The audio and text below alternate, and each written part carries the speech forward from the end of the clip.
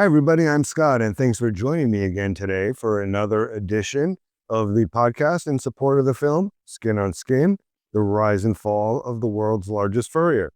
Today, we're going to have a ball, friends, because I've gotten some calls and some texts and some emails from several of you telling me how much you love the stories we've been telling, and especially the things that aren't in the film. So today, we're going to do a smorgasbord of things that a few may be in the film, but mostly aren't in the film. And you'll see why when we play them. Either they're really not part of the rise and fall of Evans' arc, or they're not part of the arc that would involve the Meltzer family members themselves. So as a reminder, Skin on Skin, the rise and fall of the world's largest furrier, is my family story. It's a story of immigrants coming to America. And it's a story of abandonment and depression that therefore led to severe struggles and choices to be made by the 6 children of my great-grandparents on my mother's side. In fact, here, let me show you the trailer from the film, and then we'll go from there. Who doesn't love a rags to riches story? But a rags to riches to collapse story? There were 2 Evans furs. The one that climbed to the top of the highest peak, amazing story, and the one that tumbled from that peak decades later. But that's not the tragedy. The tragedy is what happened in between.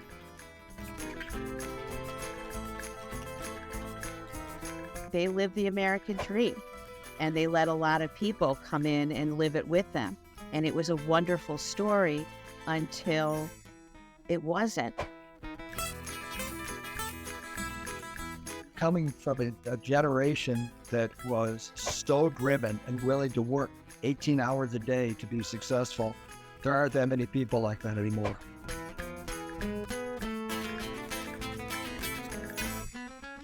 They created something out of whole cloth, and he helped kings and queens around the world with their fur coats.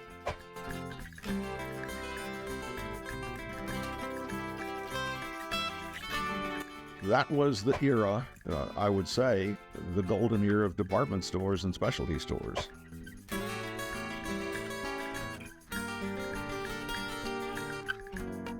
Genetics loads the gun, but it's the environment that pulls the trigger. Non-existent parenting, and so they didn't learn how to cope with stresses.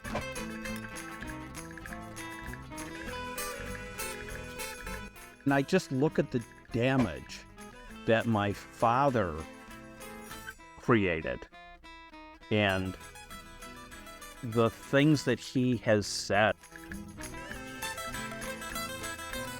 But it certainly caused a significant rift in the family and families, and a number of us didn't communicate with each other for a long time. You marry into the family, you marry into the business, because that is your life. Clearly, there were problems.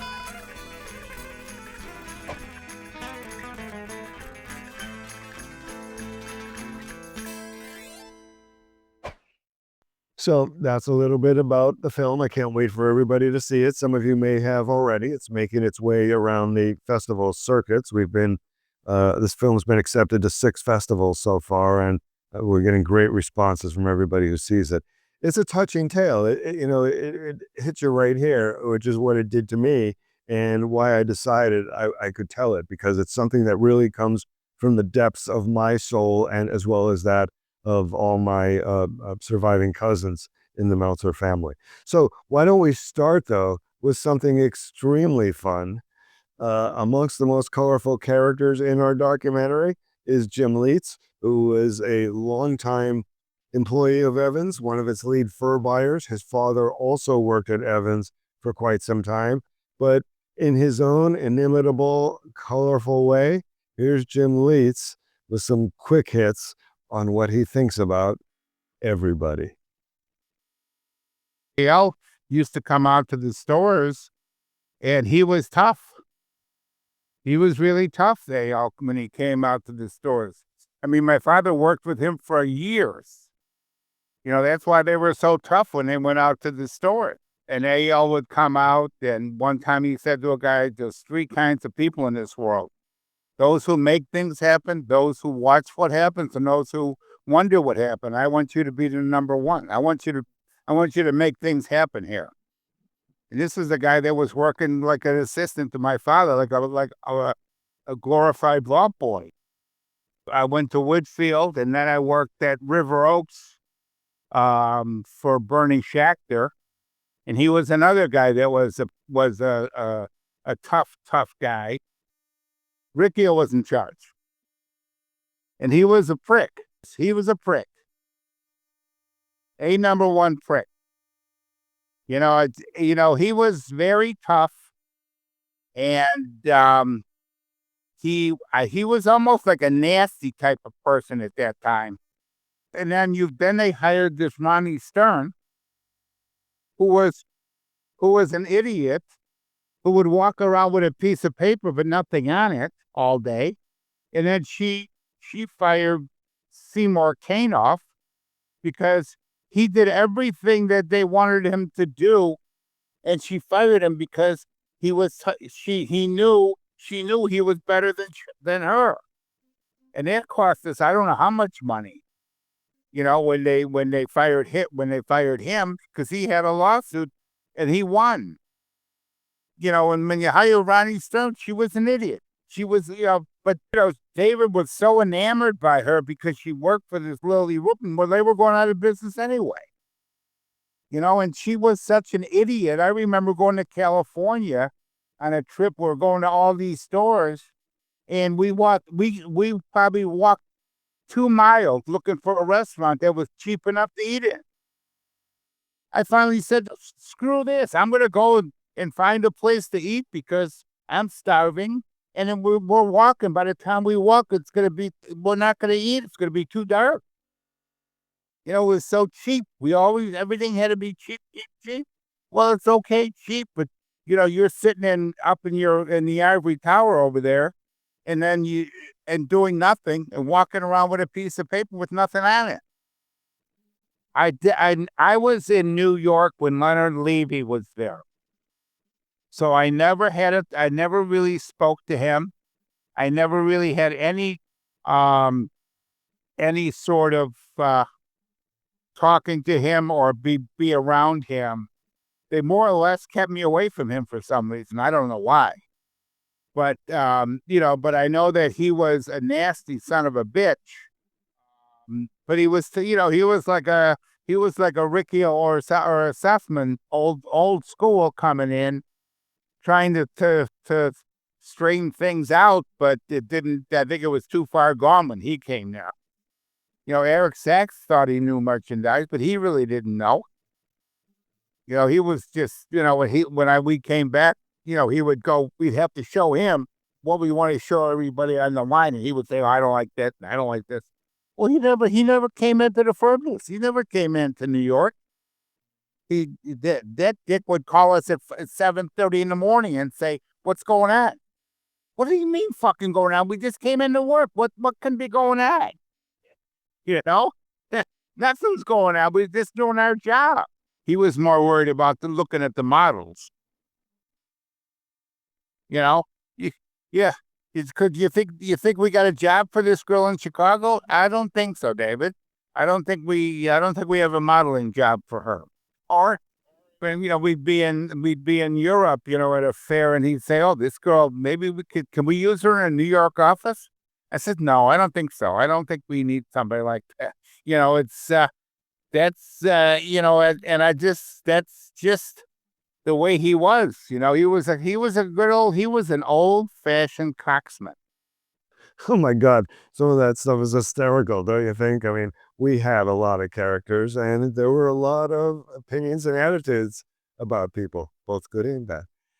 One of the things that will get discussed a little bit in the film, I don't know into what depth, is that part of the downfall of the Evans Fur Company was the fact that, as you'll see, one of its CEOs, who was not a Meltzer, say about the business that it was like a dinosaur. So, as the world changed, it was like the Evans Fur Company, and some of its older facilities were stuck in the 1940s and 50s and really looked that way. And here's Sharon Bass, who was the general merchandise manager in apparel and then moved into the fur division and became the vice president and general merchandise manager of the fur division. Here's what she has to say about some of the old school thoughts and mannerisms and ways of doing things that she encountered when she first stepped into the fur division and was promoted as the VP and GMM in furs. Oh, I can remember when I first went into the fur division, and there were just some very old thoughts in people's minds. And I'm not going to name the person, but he came into my office and he said, "Sharon, I have a great idea. I'd like your opinion on it." I said, "Yeah, okay." He says, "What do you think about taking a pair of leather pants and putting fur on it?" And I looked at him and I said, "Where are you putting the fur?" If your mind's going the same place mine is, I'm thinking, "Well, are you out of your mind?" But I said, "Where are you thinking of putting the fur?" And he says, "Well, I'm thinking of like putting it on the side of the pants." And I said, "Well, I don't think that, no, I don't think so." So it's not like it wasn't a good thought to do leather pants. Not that the fur division needed to do that. That's something that was probably being done at the time already in the apparel division. But so it's not that their thoughts weren't quote unquote young, but he thinks he has to put fur on leather pants. And I'll never forget that ever in my life. I have a great idea. What do you think about putting fur on leather pants? And I thought, oh my God. I said, "Please tell me where you want to put the fur." So, that's the kind of attitude. And I'm not saying it was that about everything, but that was the attitude of the Furriers. It was just very old school. So in this next clip, Larry Becker, who's one of the executive producers of the film and who also was a long-term employee of Evans and held many positions, here he talks about a position that he and I both shared at J.W. Robinson's in L.A., where we both cut our chops early on as assistants for Larry Friedman, who was the general merchandise manager and general manager there. As youngsters, Larry Becker and I both worked for him, and he was a mentor to both of us. And this was Evans' largest lease department operation when they signed it. At least it was by the time I got there. When Larry was there, though, he saw the thing ramp up really fast. And in his own little comical way, here's Larry Becker talking about how the Robinson's operation went from 0 to zillion really fast. I ended up moving to Los Angeles. And when we had taken over the leases at Robinson's department stores, I was there for approximately 2 years. And when we started, we opened up with 5 stores. And I remember Robinson's had 21 stores at the time, 21 facilities that they were selling furs at. And they did, I want to say like $2 million in the 21 stores. Wow. And we analyzed the fact, they were one of the biggest retailers in Southern California. So it seemed odd that they had fur salons, and they were limited salons because there was a Robinson's store every 10 miles on the freeway. So what we did was we went in, we analyzed the best stores. We started with 5, and from November through our fiscal, which ended in March, in those 5 stores, we ended up doing about $5 million. So each year thereafter, we grew into more, of their locations. So I guess by the time you got there, it was the largest division in the company outside of Chicago by the time I got there. Exactly. And then you grew it even more because they were opening Palm Des. They were still expanding at that time. Right. I mean, they were building stores left and right. So as soon as that store was finished, we moved the truck in with Furs.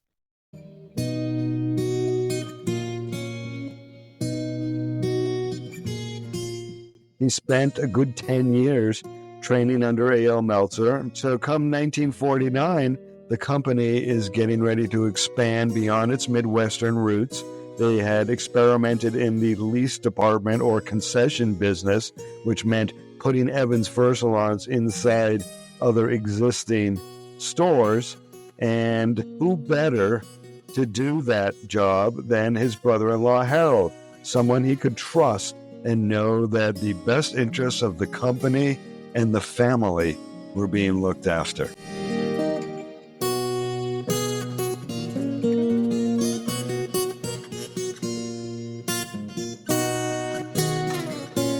It was the world's largest Furrier, and it commanded tremendous respect, as did the people who worked there. And it was a team. It was always a team. They were the first ones to go out and go into department stores and take over the fur department. Nobody had ever done that before.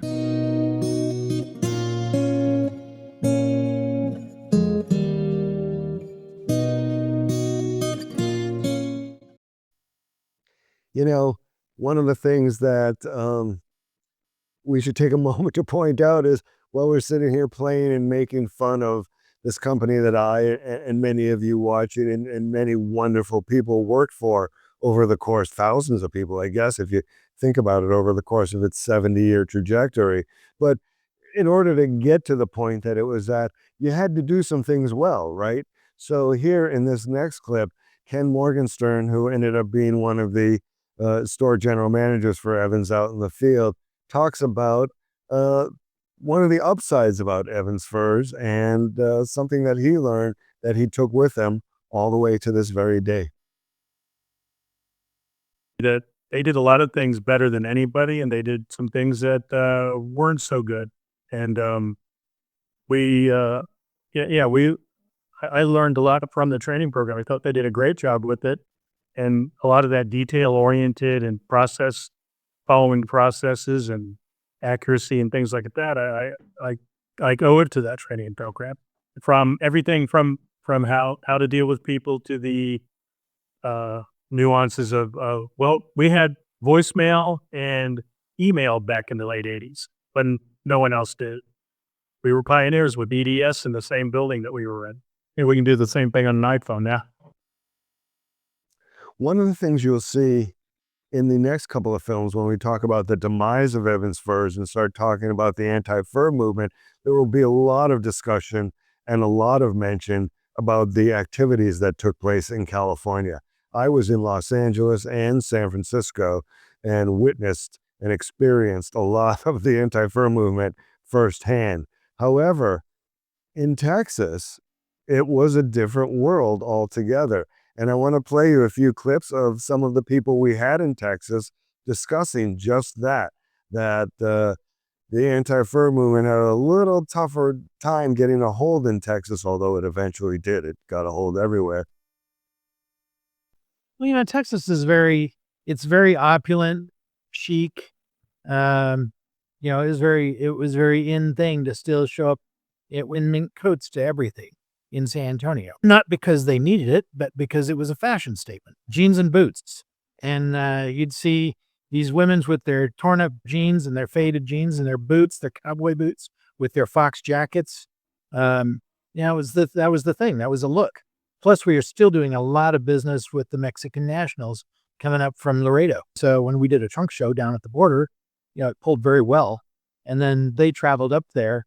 You'd see these entire families show up in their Suburbans, and they'd buy 4 or 5 coats at a time, and then they leave. So you get one of those customers in a day, and there's your day. You're making they're coming back either of those purchases. And they're not coming back. They don't return things, and they just it was great business. We loved it. This is Texas. You can get shot for doing that. A guy comes out and he says, "You're on my property. You're trespassing. I asked you once. Now I'm going to shoot you." Yeah, I find those kinds of comments and clips and attitudes so interesting to me because, again, I was stationed in California for most of my retail career at Evans, and it was a completely different experience than those kinds of comments. Marty Cohen, who was the regional general manager for Coslow's and Evans Furs down in Texas, he puts it a little more bluntly. Like I said, let's not forget that the anti-fur movement did win. The fur industry was decimated. How much that led to the downfall of Evans Furs, you'll see, and we will discuss in the second and third film, because Evans Furs' own mismanagement and some of the hubris within the Meltzer family was as much to blame for Evans' downfall as was the anti-fur movement. But one of the things you'll see in the film is that Evans tried multiple things to climb out of a hole that kept getting deeper and deeper, including opening different types of fur operations geared more towards young people that weren't so staid and time frozen in the 1940s and 50s, as I said. And here Sharon Bass describes a business Evans opened called Arctic Dream that was about selling lower priced furs and leathers, and might have had a chance had Evans done some things differently, but Sharon will tell you all about that. They decided that I should run Arctic Dream.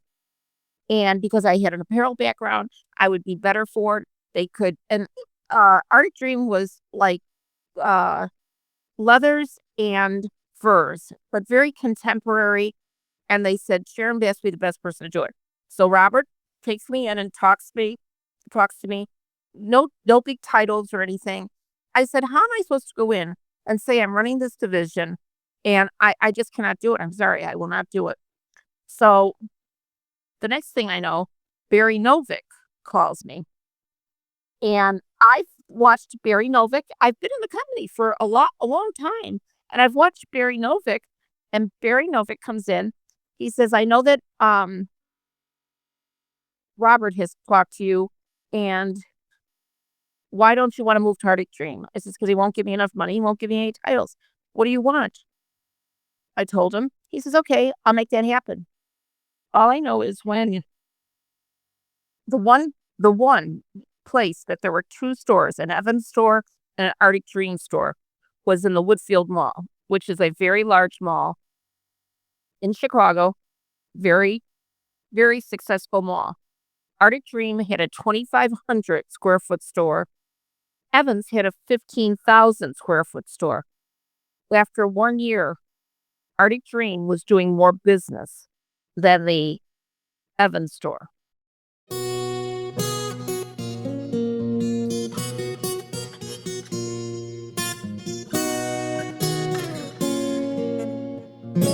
Evans was the king. That everybody knew when they went to Evans, they get good value. They have a good coat department and dress department, sportswear. And our stores were nice looking. And we stood behind everything that we sold. And I think that meant a lot for people that they're in business for a long time. They have good merchandise. We had good salespeople. Our service department was one of the best.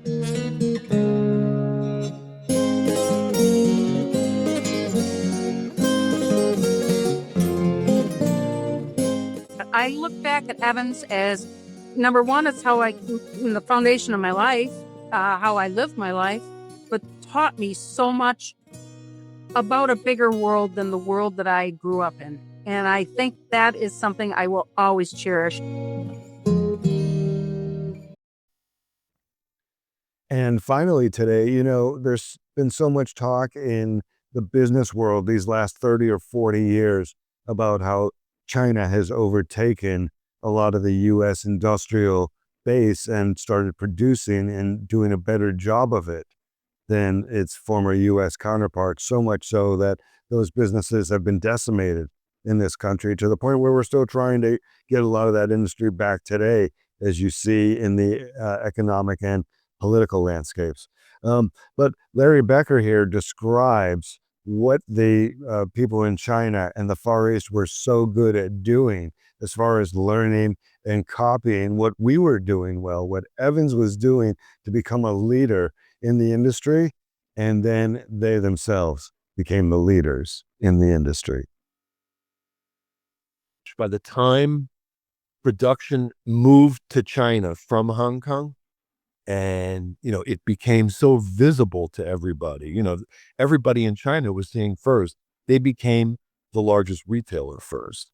A lot of the factories that were servicing us ended up opening up their own retail businesses through the department stores, basically following suit, for from Evans, where they were leasing space in all of the top department stores. That was probably our biggest competitor when it came to production, in the mid to late 90s. That was definitely the biggest, our biggest competitor was our own manufacturers, retail businesses in China. Again, they followed suit from, what they saw. They used to call the Chinese the copycats, and they were really good at it. But at the end of the day, they're brilliant people. And, I think they took it to the next level because they're all still in business. There were no cars. Literally, we stayed at the hotel. You stayed in your clothes. It was like horrible. There were no restaurants, only the government restaurants at Peking Duck number 1, number 2. Terrible. It was freezing. There was no heat. The people on bicycles. You'd go out, the Chinese people, you'd say, hey, we do not speak to foreign devils. This is what they say right to me. We do not speak to foreign devils. No. This was like in the Forbidden City. So, all right, then China. So then I'm trying to think, went there for a few years. You couldn't buy anything. Korea was changing, especially. Korea was becoming much more high tech. I remember a couple of our vendors closed down and went into technology manufacturing. The fur was considered, low on the totem pole. If you go to Seoul now, it is more advanced technologically than any American city. And it's like a glittering gem. But when I first started going there, half the streets were not even paved in downtown Seoul. And when it snowed, which it did a lot, they would get out there with brooms to clear the snow because they didn't have snow plows. So that'll give you an idea of where the Koreans were at the time. So the manufacturers who wanted to get going in the fur business and who had no fucking clue how to do it saw us really as their saviors because we were able to direct them what to buy, how to make it, what they were doing wrong. And so, yes, they would come out, they would do anything to get that business.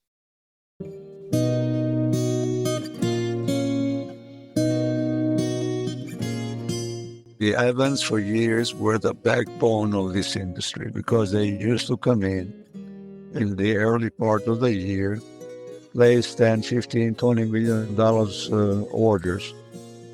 And the furriers, they had money to play with. The skin dealers had money. Everybody had money.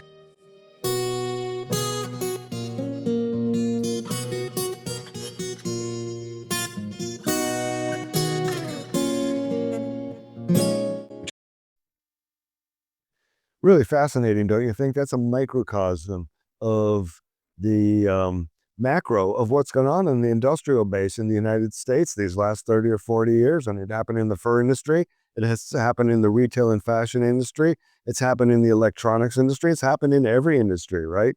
So fascinating stuff. In part 2 of Skin on Skin, the rise and fall of the world's largest furrier, we're going to take a look at some of the tragedies that have befallen my family over the years. They're really horrible, I will forewarn you. And how my family dealt with it, how it hampered everybody's ability to enjoy the success of Evans Furs, and how these tragedies sort of kept coming at us one after another, culminating with the suicide of my sister, as we discussed in the first film in 2004. Here's a look at what you'll see in part 2 of Skin on Skin, the rise and fall of the world's largest furrier.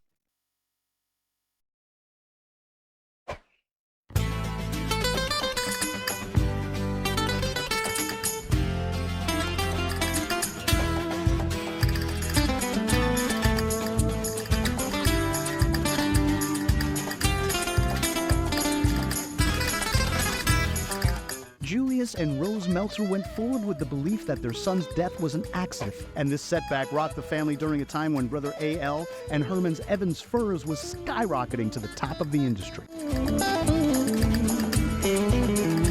Those Meltzer kids obviously weren't taught how to cope or how to parent or relationship skills were really lacking, and that got passed down. All I know is that he had a photographic memory. He was brilliant, and the family loved him. Yeah, I think she loved the way I looked, so she was always like I was her little doll. All of his grandchildren wrote reports on Nuremberg at some point in school. And someone would always have an assignment, interview some relative about something. Nonchalantly would toss a question out, and the beads of sweat were pouring off as he's trying to answer Uncle Bernie's question. A lot of people live in fear that, oh my God, is that going to happen to me? In the end, a lot of people got hurt. A lot of customers got hurt. It was just a bad thing. He's with his dinosaur, a toy dinosaur on the table, and he says, you know what happened to these dinosaurs? It was a very unique era.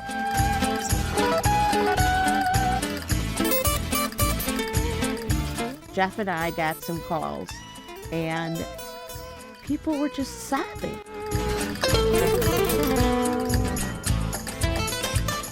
Well, they shut the doors on people. That was pretty high profile. A fish has got to swim and an eagle's got to soar. That's their natural temperament and how they want to live and how they want to play. And when that's blocked, people are really unhappy.